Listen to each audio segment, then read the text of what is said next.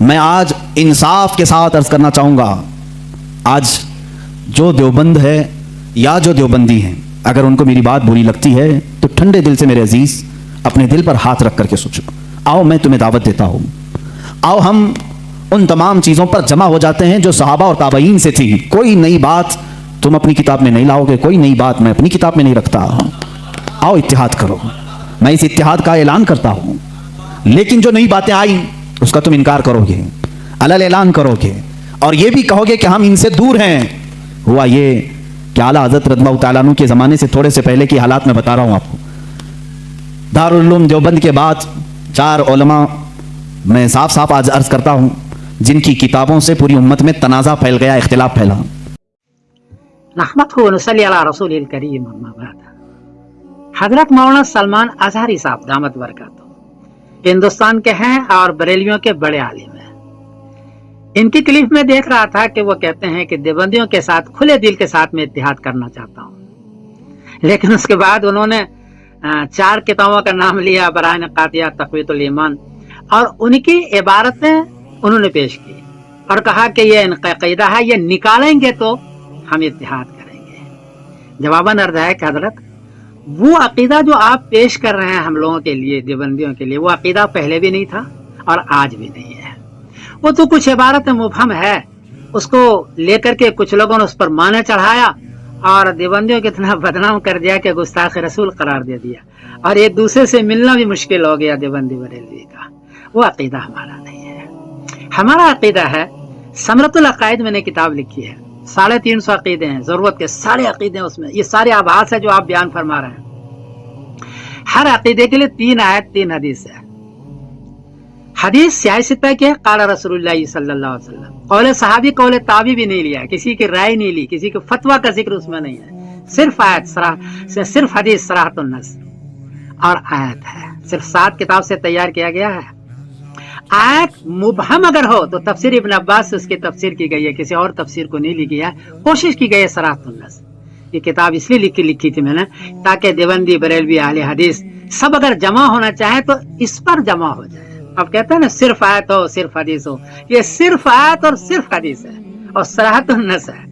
آئیے اس پر ہم اتحاد کرتے ہیں، یہ ہمارا عقیدہ ہے دیوبندیوں کا۔ اور اگر اس میں کمی زیادتی کرنی ہو تو اس میں 2 شرطیں ہیں، ایک تو آیت ہو صراحۃ النص، اور اگر مبہم جملہ ہے تو تفسیر ابن عباس سے تفسیر کریں گے، کسی اور سے نہیں، یا سیاہ ستہ کی حدیث ہو تو کمی زیادتی بھی میں کر دوں گا انشاءاللہ، کوئی حرج کی بات نہیں ہے۔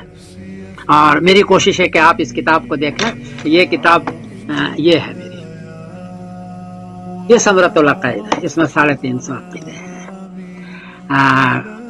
اس کو آپ دیکھیں، آن لائن موجود ہے، گوگل پر جب جائیں گے ثمرۃ العقائد لکھیں گے تو آپ فوراً یہ کتاب آ جائے گی، اس کو غور کریں، کمی زیادتی ہو تو ہم کو کہیں، لیکن شرط وہی ہے کہ آیت اور حدیث صراحۃ النص، قول صحابی قول تابعی نہیں۔ حضرت نے فرمایا یہ بالکل نہ ہو، اس لیے کہ حضرت پھر وہ اختلاف زیادہ ہو جائے گا۔ آپ اس کو دیکھیں۔ مجھے بڑا افسوس ہوا کہ سیاہ ستہ کہ حنفیوں کے 2 ٹکڑے ہو گئے، اور ایک دوسرے اگر جڑے ہوتے تو کتنا کام ہوتا غیر مسلموں میں، لیکن ہم 2 ٹکڑے میں بٹ گئے۔ ابھی ڈاکٹر طاہر القادری صاحب دامت برکاتہم نے کہا تھا کہ ہم اتحاد کرتے، وہ بغیر شرط کے کہہ رہے تھے، مجھے بڑی خوشی ہوئی۔ آپ سلمان اظہری صاحب تو آپ تو کہہ رہے ہیں، لیکن آپ شرط لگا رہے ہیں، اور ایسے شرط لگا رہے ہیں جو بلا وجہ کی میرا خیال ہے کہ لگا رہے ہیں، وہ عقیدہ وہ ہمارا نہیں ہے۔ ہمارا عقیدہ وہ جو ثمرۃ العقائد میں لکھی ہوئی ہے، اور صرف آیت اور حدیث آپ کے کہنے کے مطابق، اسی پر انشاءاللہ اتحاد کریں گے۔ یہ اختلافی مسئلہ ہے، کمی زیادتی ہو تو معاف کر دینا، اس لیے کہ یہ زمانے سے اختلاف چل رہا ہے، تو یہ ہے، اور میں آپ سے کھلے دل سے اتحاد کرنا چاہتا ہوں، اور صرف آیت اور صرف حدیث صراحۃ النص پر اتحاد کرنا چاہتا ہوں۔ میں سمیر الدین قاسمی بول رہا ہوں مانچسٹر انگلینڈ سے۔ السلام علیکم ورحمۃ اللہ وبرکاتہ۔ آگے کلپ ہے حضرت مولانا۔ میں آج انصاف کے ساتھ عرض کرنا چاہوں گا، آج جو دیوبند ہے یا جو دیوبندی ہیں، اگر ان کو میری بات بری لگتی ہے تو ٹھنڈے دل سے میرے عزیز اپنے دل پر ہاتھ رکھ کر کے سوچو، آؤ میں تمہیں دعوت دیتا ہوں، آؤ ہم ان تمام چیزوں پر جمع ہو جاتے ہیں جو صحابہ اور تابعین سے تھی۔ کوئی نئی بات تم اپنی کتاب میں نہیں لاؤ گے، کوئی نئی بات میں اپنی کتاب میں نہیں رکھتا۔ आओ इत्तिहाद करो। मैं इस इत्तिहाद का ऐलान करता हूं, लेकिन जो नई बातें आई उसका तुम इनकार करोगे, अलल ऐलान करोगे और ये भी कहोगे कि हम इनसे दूर हैं। हुआ ये कि आला हज़रत रज़ियल्लाहु ताला अन्हु के ज़माने से थोड़े से पहले की हालात मैं बता रहा हूँ आपको। दारुल उलूम देवबंद के बाद 4 उलमा मैं साफ साफ आज अर्ज करता हूँ, जिनकी किताबों से पूरी उम्मत में तनाज़ा फैल गया, इख्तिलाफ फैला। लोग हमको इख्तिलाफ का फतवा देते हैं, अगर ना ये किताबें आती ना ये कोई फतवे आते। किताबें लिखी गई, किताबों में अच्छी बातें थी, हुजूर सल्लल्लाहु अलैहि वसल्लम की सीरत पर भी कुछ किताबें लिखी गई, अल्लाह की शान में लिखी गई, बहुत सारी बातें अच्छी थी। लेकिन बीच में चलकर कुछ इबारतें ऐसी कि लड़खड़ा गई, और वो इतनी लड़खड़ा गई कि आम मुसलमान भी उसे बोलना पसंद नहीं करेगा। बराहीन कातिया किताब का नाम बोल रहा हूँ, तक़वियतुल ईमान किताब का नाम है, तहज़ीरुन नास किताब का नाम है, हिफ्ज़ुल ईमान किताब का नाम है। ये वो किताबें जो आज छुपी नहीं है, मार्केट में छपी हैं, अभी भी मौजूद है, अभी भी मौजूद हैं। इन्हीं किताबों की इबारात की वजह से ही तो ये तनाज़ा फैला पूरे उम्मत में, इख्तिलाफात। अहले सुन्नत व जमात मुत्तहिदा मुत्तफ़क़ा एक ही जमात थी बर्रे सगीर में। इन किताबों के आने के बाद हुआ क्या, एक किताब में लिखा गया अल्लाह झूठ बोल सकता है। नई बात थी, इस बात पर आज तक उम्मत ने कभी किसी भी शेख, किसी भी बुजुर्ग सलफ़ सालिहीन से मुझे इबारत ला करके दिखाओ, इससे पहले कोई बात हुई थी। फिर एक किताब में अकीदा तौहीद को बयान करते हुए मौलवी इस्माइल देहलवी साहब ने यह तक लिख दिया, हुजूर सल्लल्लाहु ताला अलैहि वसल्लम का ख्याल नमाज में आना गधे और बैल के ख्याल से बदतर है। ये नई बात थी कि नहीं थी? और जा करके क्रॉस वेरिफिकेशन कर लेना, अगर मैं झूठ बोलूं तो मेरा जुब्बा पकड़ लेना और जो सजा दे सकते हो दो। मैं ये लफ्ज़ी नहीं कर रहा हूं और ना फकाई कर रहा हूं, ये जुमले आज किताब में मौजूद हैं। तक़वियतुल ईमान में हिफ्ज़ुल ईमान किताब आई, उसमें मौलवी अशरफ अली साहब ने हुजूर सल्लल्लाहु ताला अलैहि वसल्लम के इल्म गैब पर बहस करते करते ये कह दिया, हुजूर के इल्म गैब की क्या तखसीस, क्या तखसीस यानी उनकी क्या खुसूसियत है। उतना इल्म गैब तो ज़ैद को, पागलों को, बच्चों को, बल्कि जानवरों को भी हासिल है। शैतान का इल्म गैब तो कुरान से साबित है, उन्होंने कहा शैतान का इल्म गैब कुरान से साबित है। हुजूर सल्लल्लाहु अलैहि वसल्लम के इल्म गैब की क्या खुसूसियत है, यानी बराबर हो गए। शैतान को जितना इल्म है उतना ही मोहम्मद सल्लल्लाहु अलैहि वसल्लम को है। मेरे अजीजों, क्या ये बातें दिल पर नहीं लगती मुसलमानों के? ये इबारतें आई, किताबों में लिखी गई, और बड़ा फितना यहां से भी हुआ मौलवी कासिम नानोतवी साहब की किताब से, कि उन्होंने ये भी लिखा कि बिलफर्ज बाद ज़माने नबी के अगर कोई दूसरा नबी पैदा हो गया तो हुजूर के खातमुन नबीन होने में कोई फ़र्क नहीं आएगा। यानी कोई दूसरा नबी पैदा हो सकता है, अगर हो गया, अगर हो गया। अगर मगर की बात ही छोड़ो, जब हुजूर ने 1400 साल पहले कह दिया, फरमा दिया कि मेरे बाद कोई नबी नहीं हो सकता, तो नहीं होगा। आप किताब में ये नई बात लिखने की क्यों जरूरत पेश की? आपको क्यों जरूरत पेश आई कि अगर अब के जमाने में भी कोई नबी आएगा तो हुजूर के खातमुन नबीयीन होने में कोई फर्क नहीं आएगा? तो आपकी इस बात से पता नहीं कितने मोहल्लों में कहां कहां कोई नबी होने का ऐलान कर देगा। अजीज़ान गिरामी वक़ार, ये किताबें पूरा का पूरा हिंदुस्तान एक खलबली मचा चुकी थी, कोहराम बपा था, तनाज़ात में घिर गए। कादियानी अपने नबी होने का ऐलान कर रहा है, इधर एक नेचरी फ़िरका है अलीगढ़ से जो कुरान के मौजज़ात का इनकार, हिस्सियात को सिर्फ मानने वाला, नेचर को सिर्फ मानने वाला और मुग़ीबात को नहीं तस्लीम करने वाला, और एक तरफ अज़मत रसालत सल्लल्लाहु ताला अलैहि वसल्लम पर, रसूल करीम सल्लल्लाहु ताला अलैहि वसल्लम के मुतालिक ये सारे जुमले आ रहे हैं। चलो 100 साल का अरसा गुजर गया, आज भी मैं दावत देता हूं, आज भी, आज तो सोशल मीडिया का ज़माना है, मेरी ये दावत कबूल करें उलमाए देवबंद या जो भी, मैं आपसे इत्तेहाद कर लूंगा, सीने से सीना लगा लूं, लेकिन सिर्फ ये बातों से तुम इनकार कर दो और कहो कि वही इश्क़ रिसालत हमारे अंदर है जो सैयदना अबू बकर सिद्दीक में था, सैयदना उमर फारूक में था, उस्मान इब्न अफ़्फ़ान में था, हैदर कर्रार में था, रिदवानुल्लाहि ताला अलैहिम अजमाइन। जो मशाइख़ अहले सुन्नत ने हमें मोहब्बत रसूल और ताज़ीम रसूल सिखाया है उसी पर हमारा इत्तेफाक है। आओ, मैं सीने से सीना लगाने को तैयार हूँ। हम कौन सा इख्तिलाफ चाहते हैं आपसे? हम कौन सा इख्तिलाफ चाहते हैं? हमारा ये एक बात याद रख लें, अगर मैं आज नाम लेकर के किसी को कह रहा हूं तो सिर्फ इसलिए कि हमारा दीन ही ये कहता है जो उनसे ना आशना हो उससे हमारा कोई ताल्लुक भी नहीं। हमारे रिश्ते नाते अगर हैं तो सिर्फ अजमत रिसालत से जुड़े हुए हैं। जो नबी का है वो हमारा है। इसीलिए सरकार मुर्शिदी पीरो मुर्शिद ताजु शरिया रहमतुल्लाह ताला अलैह ने फरमाया है, नबी से हो जो बेगाना उसे दिल से जुदा कर दे। नबी से हो जो बेगाना उसे दिल से जुदा कर दें, पिदर मादर बिरादर जानो माल उन पर फिदा कर दें। इसी वक्त ईमान को पहुंचोगे, उसी वक्त ईमान को पहुंचोगे।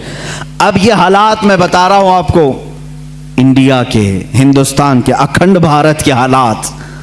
मुसलमानों में तफर्रका पैदा किया अंग्रेज, और इन्होंने अपने माल, अपनी हुकूमत, अपनी सल्तनत को फैलाने के लिए, बहादुर शाह जफर का कत्ल हो चुका था। उसके बाद उलमाए हक ने महसूस कर लिया कि अंग्रेज दरमियाने उम्मत तफर्रका डालकर अपनी कुर्सी संभालने की कोशिश कर रहा है। तो वो मर्द मुजाहिद अल्लामा फजल हक खैर आबादी रहमतुल्लाह ताला अलैह ने दिल्ली की जामा मस्जिद से फतवा सादिर फरमाया कि अंग्रेज हिंदुस्तान का दुश्मन है, इनसे क़िताल करना फ़र्ज़ है मुसलमानों को। इसी फतवे की बुनियाद पर ज़िंदगी भर की उम्र कैद की सज़ा में उनको अंडमान निकोबार भेजा गया। वहीं पर उनकी वफ़ात हुई। आज मज़ार भी उनका जज़ीरा अंडमान में है। मौलाना किफ़ायत अली काफ़ी रहमतुल्लाह ताला अलैह, जो 1857 की ये जो गदर है, इसके बाद के उलमा अहले सुन्नत की बात मैं कर रहा हूँ। इन्होंने महसूस कर लिया उसी ज़माने में कि अंग्रेज़ ने फ़िरका पैदा कर दिया है, कुछ उलमा उसकी बोली बोल रहे हैं। जाहिर सी बात है, यहाँ कुछ उलमा जो मदरसा बना रहे थे उनको माहाना मुशाहरा मिल रहा है अंग्रेज़ हुकूमत से। अलीगढ़ को पाउंड आ रहे हैं इंग्लैंड से, और दीगर उलमा को पाउंड आ रहे हैं। और यहाँ जो उलमा उनकी इन खुराफात को बयान कर रहे हैं उनको फांसी पर चढ़ाया जा रहा है। मौलाना किफ़ायत अली काफ़ी रहमतुल्लाह ताला अलैह, जिनके आला हज़रत भी बड़ी इज्जत फरमाया करते थे, वही किफ़ायत अली काफ़ी जिन्होंने अपनी एक नात में कहा था, कोई गुल बाकी रहेगा न चमन रह जाएगा, पर रसूलुल्लाह का दीन हसन रह जाएगा। अतलसो कम ख्वाब के पोशाक पे नाजा न हो, इस तने बेजां पे खाकी कफन रह जाएगा। ये जो नात उन्होंने लिखी थी उस वक्त जब आपको फांसी के फंदे पर चढ़ाया जा रहा था। ये मौलाना किफ़ायत अली काफ़ी। फिर मौलाना इनायत अहमद काकोरवी रहमतुल्लाह ताला अलैह, जिनको जेल की सलाखों के पीछे अंग्रेज़ों ने बंद किया, उस एक आलिम रब्बानी ने पत्थर की ठीकरी से दीवारों पर पूरी इल्मुस्सिगा किताब लिख दी थी, जो आज भी आलिम कोर्स की किताब में पढ़ाई जाती हैं। अजीज़ान गिरामी वक़ार, अगर अंग्रेज़ को उलमा से मोहब्बत थी और वो मदरसे की संगे बुनियाद में आ रहे थे, तो इन उलमा के साथ वो काला पानी की सज़ाएं और मौत और फांसी की सज़ाएं क्यों दे रहे थे? आप समझा करें। कुछ उलमा को वो शहीद कर रहे थे और कुछ उलमा को वो पैसों से पाल रहे थे। ये हालात बड़े दिगरगूं थे, उम्मत में तफर्रका इख्तिलाफात आ चुके थे। अब ये वो ज़माना था, नेचरियत अपने पाँव फैला रही है, कादियानियत अपने पाँव फैला रही है, दहरियत अपने पांव फैला रही है, और एक तरफ गैर मुक़ल्लिदियत भी अपने पांव फैला रही है। हिंदुस्तान की सरजमीन जो अहले सुन्नत व जमात का कहवारा थी, औलिया का मरकज़ थी, ये ख्वाजा हिंद का हिंदुस्तान था, ये महबूब इलाही की विरासत की ज़मीन थी। यहाँ साबिर कलियरी के मुजाहिदात थे, यहाँ बाबा फरीद के नगमे थे, यहाँ पर औलिया कामिलीन का गुलशन था। ये तमाम सूफिया कामिलीन के परवरदा मुरीदीन का एक अजीम عظیم گلستان تھا. اس گلستان کو کئی انگریزوں نے اپنے پاؤں سے کچلنا شروع کیا, اس میں خزاں آنے لگ گیا. اس حسین گلدستے میں, ہندوستان کے گلدستے میں پھول مرجھانے لگے. نیچریت کا غلبہ آیا ہے, وہابیت کا غلبہ آیا ہے, قادیانیت کا فتنہ سر ابھار رہا ہے, الہاد و بے دینی کا فتنہ سر ابھار رہا ہے. اب ہندوستان کی سرزمین پر ایک ایسے مرد قلندر کی ضرورت تھی جو موسیٰ کا جلال لے کر فرعون کے مقابل میں آئے, جو ابراہیم کی ثبات قدمی لے کر کے نمرود کے سامنے آئے. اب ایک ایسے مرد قلندر کی ضرورت تھی جو صدیق کی صداقت اپنے سینے میں رکھتا ہو, فاروق اعظم کی عدالت اپنے سینے میں رکھتا ہو, عثمان ابن عفان کے حلم و بردباری اپنے سینے میں رکھتا ہو. ہندوستان کو اب ایسے مرد قلندر کی ضرورت تھی جو حیدر کرار کی شجاعت بھی رکھتا ہو, غوث اعظم کا نائب ہو, خواجہ ہند کا وارث ہو. اللہ رب العزت نے ہندوستان کے سنی مسلمانوں پر وہ احسان عظیم فرمایا جب صوفیاء کے مرکز اور اولیاء کاملین کی خانقاہیں آواز دینے لگی, الہا اب ہند کا کیا ہوگا. یہاں تو اب چادریں نہیں, اب گاگریں نہیں, یہاں اولیاء کی بارگاہ میں آنے سے روکا جا رہا ہے, وسیلے کو شرک, استمداد کو کفر کہا جا رہا ہے, عظمت رسالت پر حملے ہو رہے ہیں, نماز میں رسول کے خیال آنے کو برا بھلا کہا جا رہا ہے, پیٹ پیچھے کی خبر نہ ہونے کی حضور کے بارے میں کہی جا رہی ہے. الہا اب کون اس دین کا وارث ہوگا, جانشین ہوگا, محافظ ہوگا, نگہبان ہوگا.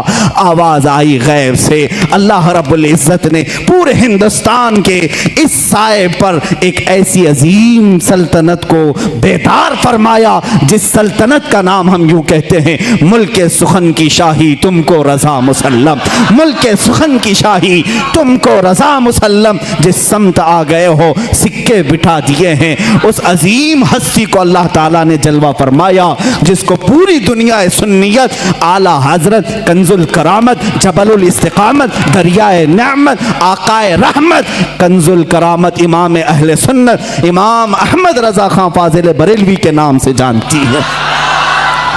اسی لیے میں نے کہا احمد رضا کا تازہ گلستان ہے آج بھی, خورشید علم ان کا درخشاں ہے آج بھی, سب ان سے جلنے والوں کے گل ہو گئے چراغ, احمد رضا کی شمع فروزاں ہے آج بھی. عزیزان گرامی, اس امام اہل سنت فاضل بریلوی کی جس گھر میں ولادت باسعادت ہوئی وہ عام گھرانہ نہیں تھا, علمی گھرانہ تھا, بزرگوں کا گھرانہ تھا, تقوی و پرہیزگاری کے شعار رکھنے والوں کا گھرانہ تھا.